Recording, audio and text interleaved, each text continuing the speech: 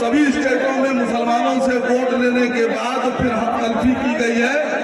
इन तमाम सेकुलर पार्टियों से मुसलमानों के हक को हमें छीनना भी है और ये हक हम इन तमाम पार्टियों से छीनेंगे और छीनने के बाद उत्तर प्रदेश में इस बार बिना मजलिस इत्तेहादुल मुस्लिमीन के कोई भी सरकार नहीं बनने देंगे। ये हमारा ये वचन भी है, ये वादा भी है।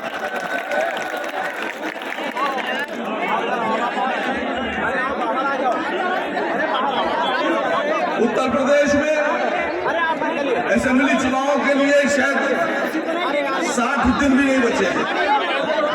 60 दिन के बाद हम सब इस उत्तर प्रदेश में चुनाव में उतर जाएंगे। आपके विधानसभा में भी मजलिस इत्तेहादुल मुस्लिमीन अपना कैंडिडेट खड़ा करेगी। अब यह आप सबकी जिम्मेदारी है कि मजलिस इत्तेहादुल मुस्लिमीन को जिताकर विधानसभा में भेजना है। यहां पर जिताने का काम आपका है और विधानसभा में इस रामनगर से आपकी आवाज को उठाने का काम मजलिस के विधायक का होगा। मुसलमानों को दबाने का काम किया जा रहा है। इस वक्त जो केंद्र में सरकार है, उत्तर प्रदेश में सरकार है, वो मुसलमानों को चारे की तरह इस्तेमाल करके हिंदू वोटों को लुभाकर हिंदुस्तान में और उत्तर प्रदेश में हुकूमत करना चाहती है। अभी आप लोगों ने सुना होगा कि गुड़गांव का एक मामला सामने आया। गुड़गांव हरियाणा में तमाम मुसलमान दूसरे इलाकों से, शहरों से, स्टेट से आकर नौकरियां करते हैं। वो मुसलमान जुमे के दिन अपनी नमाज अदा करते हैं। हरियाणा में बहुत सी ऐसी मस्जिदें हैं जो वक्फ की हैं और जिनके ऊपर लोगों ने कब्जा कर रखा है, जिन पर सरकार का भी कब्जा है, लेकिन उन मस्जिदों को खोला नहीं जाता। मुसलमानों ने एक पार्क में अपनी जमात बनाकर नमाज पढ़ने का काम शुरू किया। उसके लिए उन्होंने सरकार से परमिशन ली, पुलिस ने उन्हें परमिशन दी और वो सुकून से अपनी नमाज पढ़ रहे थे। लेकिन कुछ सांप्रदायिक लोग जो सरकार से समर्थन लेकर काम कर रहे हैं, उनमें से कुछ लोगों ने मुसलमानों की नमाज पर आपत्ति दर्ज कराई और उसके बाद में वो उस जगह पे पहुंच गए और मुसलमानों को नमाज नहीं पढ़ने दी। लेकिन आपको एक बात बताना चाहता हूं कि आज मुसलमानों की नमाज को लेकर जो लोग खड़े हो रहे हैं कि नहीं पढ़ने देंगे, इनसे डरने की जरूरत नहीं है। इनकी मानसिकता को पहचानने की जरूरत है। ये वो लोग हैं कि जब हिंदुस्तान में मुसलमान नहीं थे, हिंदुस्तान में मुसलमान नहीं आए थे, उस वक्त ये वो लोग दलित भाइयों को सड़क पर नहीं चलने देते थे। ये वो लोग हैं जो हिंदुस्तान के जो असली नागरिक हमारे दलित भाई हैं, उनको ये खेत में काम कराते थे, अनाज उगाते थे, लेकिन उनको अनाज खाने का हक नहीं देते थे। ये वो लोग हैं जो दलितों को सड़क पर जब चलते थे तो सड़क खोदे थे, मंदिर में दलितों को पूजा नहीं करने देते थे, कुएं पर दलितों को पानी नहीं भरने देते थे। ये वो लोग हैं जिन्होंने आज से पहले, मुसलमानों से पहले दलितों पर भी जुल्म किया था। ये दरअसल अपनी सरकार बनाना चाहते हैं। ये वो लोग हैं जिन्होंने अंबेडकर जी को स्कूल में बैठने नहीं दिया क्लास में। ये वो लोग हैं जिन्होंने एक जमाने में जो दलित औरतें थी उनको ये कपड़ा नहीं पहनने देते थे। तो इनसे घबराने की जरूरत नहीं है, इनसे मुकाबला कीजिए। चांद आपके बीच में कुछ लोग ऐसे भी होंगे जो आप लोगों से कहते होंगे ये निकाल दो, इत्तेहादुल मुस्लिमीन की वजह से बीजेपी जीत जाएगी। ये निकाल दो वहां से। बहुत से लोग ऐसे होंगे जो आपसे कहते होंगे कि मजलिस इत्तेहादुल मुस्लिमीन कैंडिडेट खड़ा करेगा, बीजेपी जीत जाएगी, फिर ये हार जाएंगे, फिर वो हार जाएंगे, मजलिस इत्तेहादुल मुस्लिमीन का रास्ता गलत है। तो मैं आपसे पूछता हूं कि जाकर सवाल कीजिएगा उनसे कि अगर हमारा रास्ता गलत है तो हम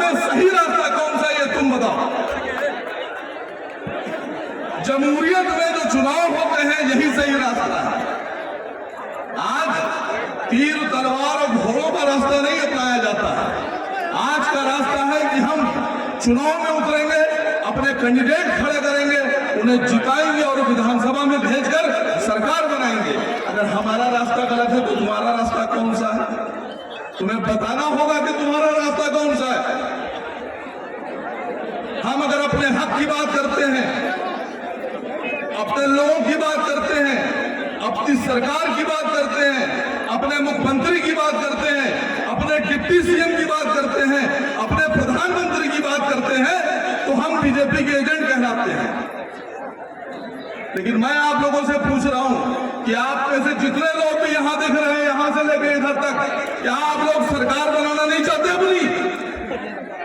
कितने लोग सरकार बनाना चाहते हैं?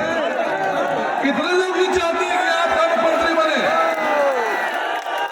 अगर आप सब ये चाहते हैं कि सरकार बने आपकी, आप सब ये चाहते हैं कि मुख्यमंत्री बने आपका, तो आपको वोट देना होगा, आपको अपने लोगों को जिताना होगा। जिताएंगे आप? इस बार वोट भी हमारा, सरकार भी हमारी। अभी तक क्या होता था? वोट हमारा, सरकार तुम्हारी। अभी तक क्या करते थे? कैंडिडेट उन्होंने दिया, हमसे वोट लिया, और जब सरकार की बात आई तो खुद मुख्यमंत्री बने, अपने लोगों को बनाया, अपने घर के लोगों को बनाया। इस बार ये चलने वाला नहीं है दोस्तों, इस बार ये होने वाला नहीं है। इस बार वोट भी हमारा होगा, कैंडिडेट भी हमारा होगा, मुख्यमंत्री और डिप्टी सीएम भी हमारा होगा। बनाएंगे इंशाअल्लाह। इस बार ये तमाम लोग, चाहे वो समाजवादी पार्टी के लोग हों, अभी कर लेंगे, चाहे बहुजन समाज पार्टी के लोग हों, चाहे कांग्रेस पार्टी के लोग हों, चाहे भारतीय जनता पार्टी के लोग हों, इन सबको अब किसी ये समझ में आना चाहिए कि मुसलमान अब चारा नहीं है, मुसलमान अब इस्तेमाल होने वाला नहीं है। 70 साल तक आपने मुसलमानों को इस्तेमाल किया, लेकिन अब मुसलमान जाग गया है और मुसलमान को यह पता है कि सत्ता क्या होती है और ताकत क्या होती है। आपको पता है मुख्यमंत्री की ताकत? आप में से कितने लोग जानते हैं कि प्रधानमंत्री और मुख्यमंत्री की ताकत क्या होती है? बहुत ज्यादा। मुख्यमंत्री की ताकत बता रहा हूं आपसे। आपको दूर रखा गया सत्ता से। त्रिपुरा में दंगा करते हैं, आसाम में दंगा करते हैं, दिल्ली में दंगा करते हैं, और दंगा करने के बाद अरविंद केजरीवाल साहब डर के मारे, दहशत में अपने ही नेता ताहिर हुसैन को जेल भेजते हैं।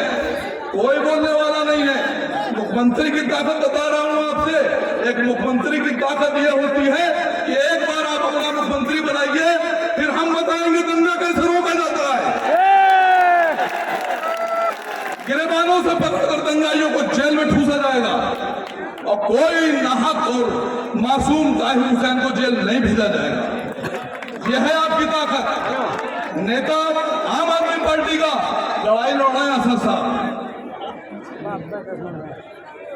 नेता बहुजन समाज पार्टी का लड़ाई लड़ रहे हैं असद साहब, नेता समाजवादी पार्टी का लड़ाई लड़ रहे हैं असद साहब।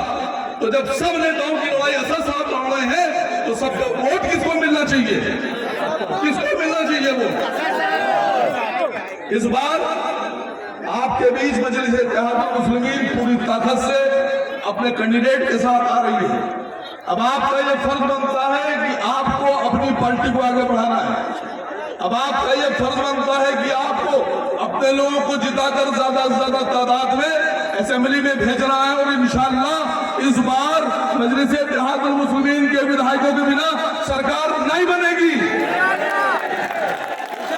आप सब साथ हैं।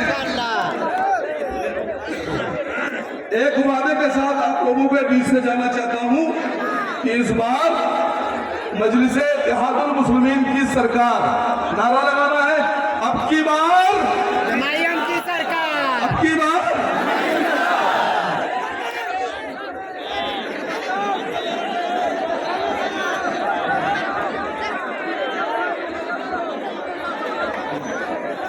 अब आपके बीच में बाराबंकी रामनगर के आवेदन आवेदक प्रत्याशी जिनका आप लोगों को काफी देर से इंतजार था, मैं चाहता हूं हमारे बड़े भाई विकास श्रीवास्तव जी आए और मंच संभालें। विकास श्रीवास्तव। बहुत बहुत शुक्रिया जनाब सलमान भाई। सम्मानित साथियों, आज ऑल इंडिया मजलिस इत्तेहादुल मुस्लिमीन के तत्वाधान में शोषित वंचित समाज सम्मेलन विधानसभा रामनगर 267 के रामपुर भवानीपुर में हो रहा है। उस पर चलकर हैदराबाद की धरती से आए हमारे शेर हिंद, हमारे महबूब नेता, संसद रत्न बैरिस्टर असदुद्दीन ओवैसी साहब का मैं तहे दिल से देवा और महादेवा की पावन धरती पर तहे दिल से हार्दिक स्वागत और अभिनंदन करता हूँ।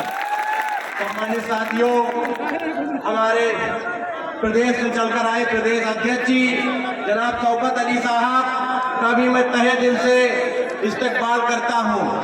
सम्मानित साथियों, मेरे जिले के जिला अध्यक्ष कुंवर जामी साहब, मोहम्मद खतीब साहब और जितने मेरे भाइयों ने प्रोग्राम को सजाया एवं बसाया यहाँ पर और कामयाब बनाया, जिन्होंने हमको ये प्रोग्राम करने के लिए जमीन दी, जाबिर जी और हमारे पूरे जिले के संगठन को मैं तहे दिल से इस्तकबाल करता हूँ। और मेरी पूरी विधानसभा से चलकर अपना कीमती समय निकालकर यहाँ पर आप लोग आए, इसका लिए बहुत बहुत धन्यवाद, बहुत बहुत इस्तकबाल।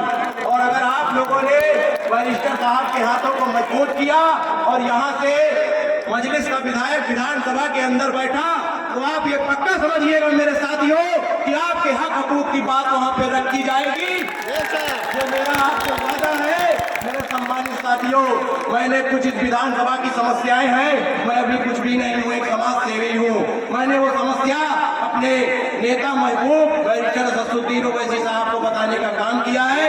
अभी वो समस्याओं को यहाँ से उठाएंगे और संसद तक पहुँचेगी, संसद में भी उठाएंगे और दिल्ली में उठेगी। जब सारी आवाजें उठेंगी तो सारे मसले हल हो जाएंगे। मेरे भाइयों, मैं अपना कीमती समय मेरा जो बैरिस्टर साहब आए उनका मैं अपना समय सारा उनको देते हुए मैं इसी के साथ तहे दिल से आप लोगों का बहुत बहुत शुक्रिया अदा करता हूं। और इस बार पतंग को इतना उड़ाना है कि पतंग विधानसभा के अंदर लहरा जाए। मेरे साथियों, जय भीम, जय भीम, जय हिंद।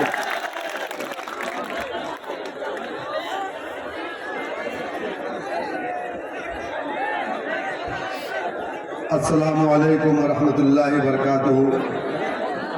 औज़ु बिल्लाहि मिनश शैतानिर रजीम।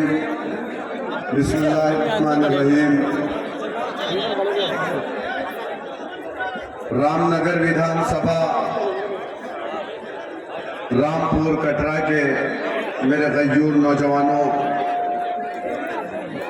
हम सब के महबूब, हमारे लीडर, हमारी पार्टी के कौमी सदर, काबिल एहतराम इज्जत माब आली जनाब बैरिस्टर असदुद्दीन ओवैसी साहब दाइस पे तशरीफ फरमा, रामनगर के आवेदक प्रत्याशी जनाब विकास श्रीवास्तव साहब, जिला सदर जनाब कुंवर जामी साहब, पूर्वांचल प्रभारी जनाब इसरार साहब,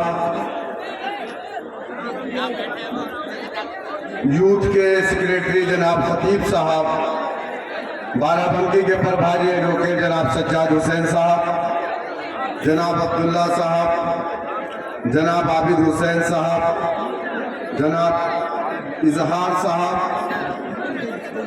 और हमारी पार्टी के प्रदेश महासचिव जनाब पवन राव अम्बेडकर साहब, जनाब मोहित सिंह साहब, जनाब अकील साहब, जनाब अरविंद गौतम साहब। मेरे दोस्तों, मेरे बुजुर्गों, आपको मालूम है कि 2022 का इलेक्शन बहुत करीब है। हर 5 साल में जमहूरियत में आवाम को ये मौका मिलता है कि वो अपने पसंद का नेता चुने, अपने पसंद का नेता चुन करके उत्तर प्रदेश की ऐवान में भेजे। एक दिन का सही फैसला 5 साल तक हमारे इलाके की खुशहाली, तरक्की और कामयाबी का फैसला होता है।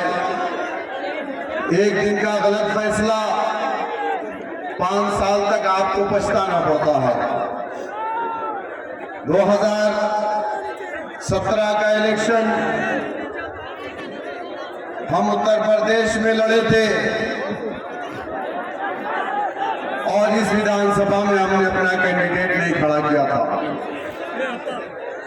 उत्तर प्रदेश में 34 सीटों पे मजलिस इत्तेहादुल मुस्लिमीन ने अपने उम्मीदवार उतारे थे और संभल की विधानसभा में हम रनर रहे। 60,000 से ज्यादा वोट हमने हासिल किया। 2 विधानसभा में हमने थर्ड पोल किया था। 5 लाख से ज्यादा वोट उत्तर प्रदेश के मजलिस इत्तेहादुल मुस्लिमीन ने हासिल किया था। 2017 के बल्दिया के इलेक्शन में उत्तर प्रदेश के अंदर महानगर में हमने 32 कारपोरेटर जिताए। मजलिस इत्तेहादुल मुस्लिमीन उत्तर प्रदेश के एक मेयर की सीट पर अपना कैंडिडेट खड़ा की फिरोजाबाद में, जहां पर हमने सेकंड पोल किया। बीजेपी कामयाब हुई। अगर समाजवादी पार्टी का कैंडिडेट ना होता तो फिरोजाबाद में मेयर की सीट मजलिस इत्तेहादुल मुस्लिमीन जीत करके आती। हमारे वोट को समाजवादी पार्टी ने काटा और फिरोजाबाद में बीजेपी को फायदा हुआ। मेरे दोस्तों, मेरे बुजुर्गों, ये इल्जाम हम लोगों पर लगता है कि हम बीजेपी की बी टीम है, इससे हमें कोई फर्क नहीं पड़ता। जब मान्यवर काशीराम जी ने बहुजन समाज पार्टी का गठन किया था तो कांग्रेस पार्टी में काम करने वाला हमारा दलित भाई यही बात कहता था मान्यवर काशीराम जी के लिए। कहता था काशी आया है और कांग्रेस को हरा देगा। लेकिन मान्यवर काशीराम जी ने अपने रास्ते को तब्दील नहीं किया। आपको मालूम है हिंदुस्तान की पार्लियामेंट में 131 MP SC ST का होता है। 22.5% सीटें रिजर्व है हिंदुस्तान के अंदर SC ST के लिए। बावजूद उसके आजाद हिंदुस्तान में दलितों के कमर में झाड़ू बांधे गए ताकि उनके पैरों के निशान ना रहे। इसी आजाद हिंदुस्तान में जब दलितों का 130 से ज्यादा MP हिंदुस्तान की पार्लियामेंट में था, दलितों के गले में मटकी लटकाई गई ताकि वो जमीन में ना थूके वरना जमीन नापाक हो जाएगी। इसी आजाद हिंदुस्तान में जब दलितों की नुमाइंदगी 131 थी हिंदुस्तान की पार्लियामेंट में, उनकी बहन बेटियों के साथ बलात्कार होते थे। हैंडपंप से या कुएं से उन्हें पानी नहीं लेने दिया जाता था। अगर वो शिकायत लेकर के प्रधान या मुखिया के पास जाता था तो लोग कहते थे तेरा काम यही है, तू दलित है, तेरी हिम्मत कैसे हुई हमारे पास तू शिकायत लेकर के आ रहा है। जिस समाज के पास 131 MP था उस समाज